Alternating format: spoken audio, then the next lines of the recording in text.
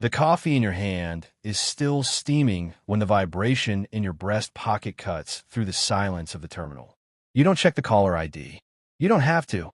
Only 3 people in the world have this number, and 2 of them are currently dead. You walk toward the floor-to-ceiling windows of the Zurich airport lounge, watching a private Gulfstream taxi across the rain-slicked tarmac. The vibration stops, then starts again, a rhythmic, insistent pulse that feels like a countdown. You set the coffee on a marble side table and finally pull the device out. There is no number, only a single line of encrypted text. The tectonic plates are shifting. Ankara, 6 hours. You don't finish the coffee. You don't retrieve your luggage. Everything you own is already on your person or waiting for you in a locker 3,000 miles away. You're the ghost broker, the invisible bridge between the CIA, the FSB, and the Ministry of State Security. You're the man they call when the world is about to end, but nobody wants to start the war just yet. By the time the wheels of your charter jet leave the ground, you are already deep into the dossiers. The situation in Ankara isn't just a border skirmish. It's a failure of the silent status quo you spent 3 years building. An FSB asset was snatched by a Mossad hit team on Turkish soil, and the Americans were caught providing the surveillance. Now, everyone is pointing rifles at each other's heads in a room filled with gas. Your job is to make sure nobody strikes a match. As the cabin pressure stabilizes, you feel that familiar tightening in your chest. The realization that for the next 72 hours, the lives of millions depend on your ability to lie to the right people in the right order. You aren't a diplomat. Diplomats care about peace. You care about equilibrium. You land in Ankara under a false Swedish passport, moving through the diplomatic channel with a practiced, invisible ease. A black Audi is waiting. The driver doesn't look at you. He knows you are the man who can make his entire family disappear from the records or buy them a villa in Marbella with a single keystroke. You sit in the back, watching the city lights blur. Your mind is a chessboard where the pieces are nuclear-armed nations. To the CIA, you are a back-channel necessity. To the Russians, you are a useful shadow. Neither side likes you, but both sides need you because you're the only person who can deliver a message without it becoming an official act of aggression. The meeting takes place in the basement of a nondescript textile warehouse on the outskirts of the city. The air smells of damp concrete and expensive tobacco. When you walk in, the tension is a physical weight. On the left, Miller, a CIA veteran with eyes like flint. On the right, Volkov, a man who has spent 20 years perfecting the art of state-sanctioned disappearance. They aren't shaking hands.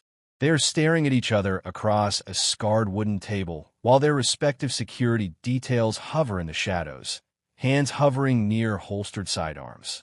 You take your seat at the head of the table. You don't offer a greeting. You simply open a leather folder and slide 2 photographs into the center of the room. The first photo is the kidnapped asset. The second is a satellite image of a Russian submarine moving into a strike position it shouldn't be in. You watch Miller's jaw tighten. You see the slight twitch in Volkov's left hand. This is the dance. You lean forward, your voice calm and devoid of emotion. You tell them exactly what is going to happen. You explain that the asset will be returned to a neutral location in Cyprus within 4 hours. In exchange, the Americans will lose the surveillance log from the previous week, and the Russian sub will suffer a mechanical failure. That requires it to return a port. Miller starts to object, mentioning the loss of intelligence. You cut him off.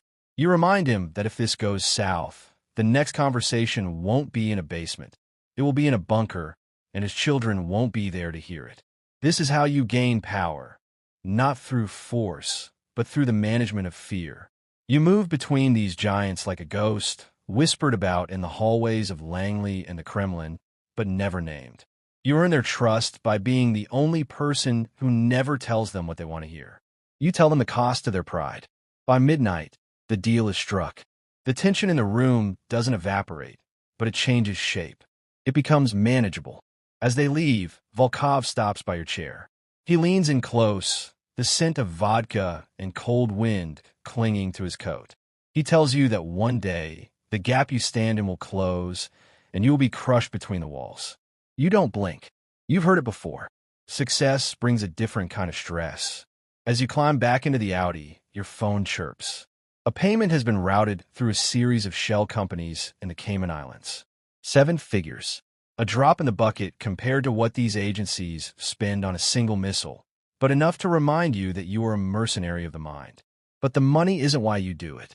You do it for the moment when the world holds its breath and you are the only one who knows how to make it exhale. You watch the sun begin to rise over the Anatolian plateau, the sky turning a bruised shade of purple. You are exhausted, your skin feels like parchment, and your heart is beating in a rhythm dictated by caffeine and adrenaline.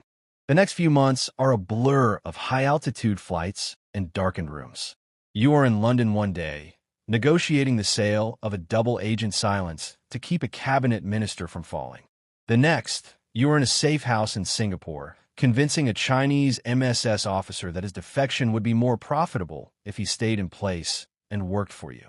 You're building a web. You realize that you aren't just brokering peace anymore.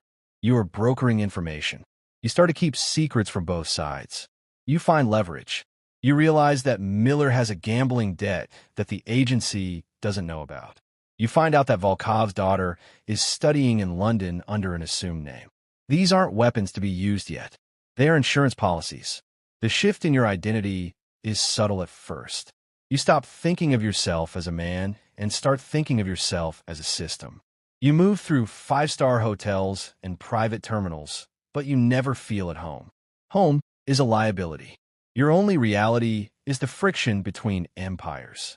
You begin to see the world as a series of levers and pulleys. People aren't people. They are assets, liabilities, or variables.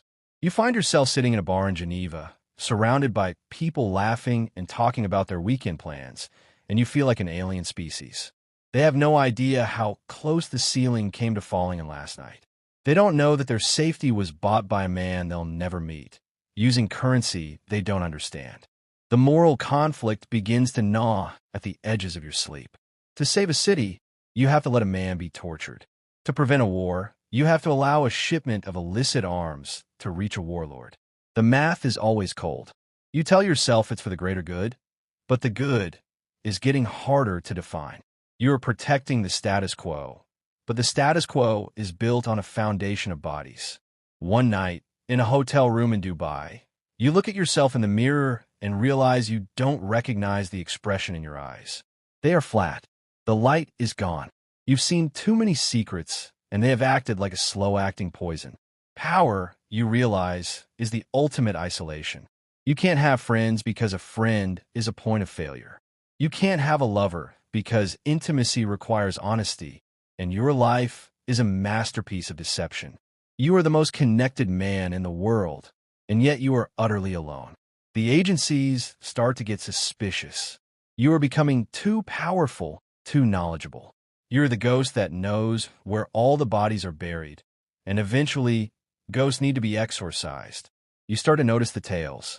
A gray sedan that follows you for 3 blocks in Paris. A man in a tan jacket who appears at the gate in Frankfurt and again in Tokyo. The walls are starting to move. You decide to play your final hand. You realize that the only way to stay alive is to become too dangerous to kill. You spend weeks compiling the dead man's suite, a digital encryption of every deal, every bribe, and every secret execution you brokered over the last decade. You house it in a decentralized server that requires a heartbeat check-in every 24 hours. If you stop breathing, the world burns. You send a single, encrypted file to your contacts at the CIA, FSB, and Mrs. It contains nothing but a timer and a list of 3 names. The response is immediate. The tails vanish. The phone calls stop. For the first time in years, there is silence. But it isn't the silence of peace. It's the silence of standoff. You have achieved the ultimate equilibrium. You're no longer just a broker. You are a sovereign entity. You sit on the balcony of a villa in a country that has no extradition treaty with anyone, watching the tide come in. You have hundreds of millions in the bank, and the most powerful men on earth are terrified of you. But as you sit there, the phone in your pocket vibrates. You look at the screen. It's a new number, a new code. A new crisis in a corner of the world you thought was stable. Your heart rate spikes. Your pupils dilate. You realize that you can't walk away. Not because they won't let you, but because you don't know how to live in a world where the stakes are low. You need the adrenaline. You need the weight of the world on your shoulders to feel the ground beneath your feet. You pick up the phone. You don't say hello. You just wait for the instructions. The game never ends. The players just get more desperate. You stand up, straighten your jacket, and walk toward the door. The ghost broker is back on the clock, and the world is waiting for its next breath. You wonder, as you reach for the handle, if this is the time you finally fail, or if the system has simply become your skin, inseparable and permanent. The door clicks open, and the humid air of the outside world hits you, heavy with the scent of a coming storm. You step into the dark, ready to negotiate with the devil one more time, knowing that eventually, the devil always asks for his due.